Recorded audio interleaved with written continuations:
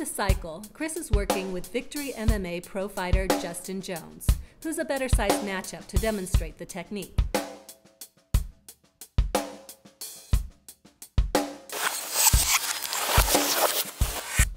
Right away, Chris changes levels to see what Justin will do. Justin responds by changing levels with Chris, which tells Chris that Justin is looking for the shoot and probably wants to stay on his feet. That means it's going to be even more difficult than usual for Chris to take his opponent down off of just a straight double or single leg takedown. He's going to have to send some mixed signals. Chris is ready to launch his takedown attempt. Notice how, when Chris feints levels, he doesn't move forward, he moves up and down. This is so he can save his forward momentum for the hooks to the head.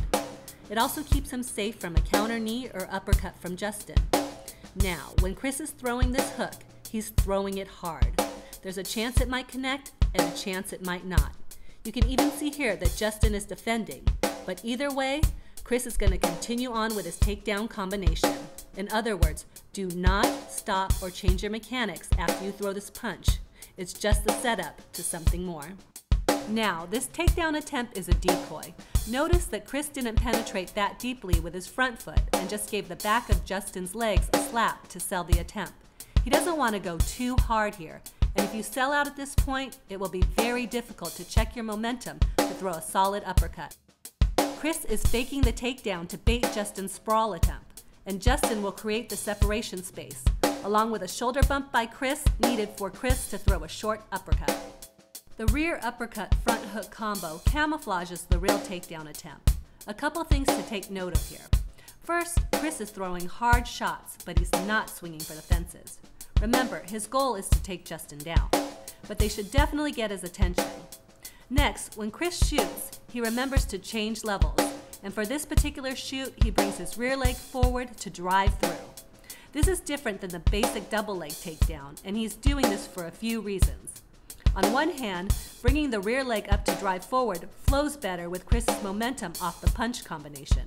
But more importantly, changing legs allows Chris to drive Justin not backward, where Justin might be able to resist, but off at an angle, much harder to defend. With Justin's hands up to block punches and Chris driving through at an angle, the takedown is easy. Now Justin handles the takedown well.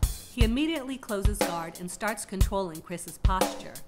Chris responds with good posture of his own. He's solid on his base and he's keeping his hands off the mat and his arms in tight, making him less vulnerable for submission attempts. But he's got to deal with Justin's head control.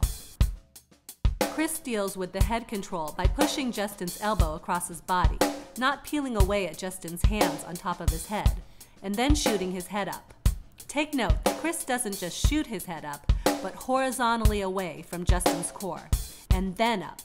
Notice how Chris changes the hand that he's holding on Justin's elbow. This lets him really get some torque into the punches he's about to throw.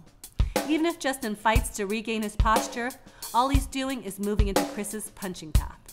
Chris's punches are big, looping, and hard, more than they are accurate. And that's on purpose. Chris wants Justin to forget everything else and cover up. Justin starts shifting his hips to better defend, and almost unconsciously, his guard opens up, and Chris takes advantage. When Chris passes, he's slicing his far side knee straight across Justin's leg, which he's holding down. Again, notice how Chris is pinning the inside of Justin's thigh, not with his hand, which is unstable, but with his forearm, which has a much broader base of pressure. And with that, Chris is in a strong side position. His knee is against Justin's hips to prevent Justin from trying to replace guard. His arms are under Justin's head and far side arm to maintain position over Justin's upper body. And he's got a whole menu of strikes, submissions, and ways to further improve his position from here.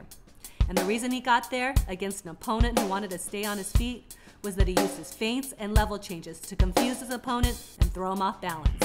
A simple high percentage combination. Chris Leben is available for privates and group lessons at this amazing gym. And thanks to our sponsor, Fighter Girls, and Michelle Blanchard, your host of The Hooks. Sink 'em in.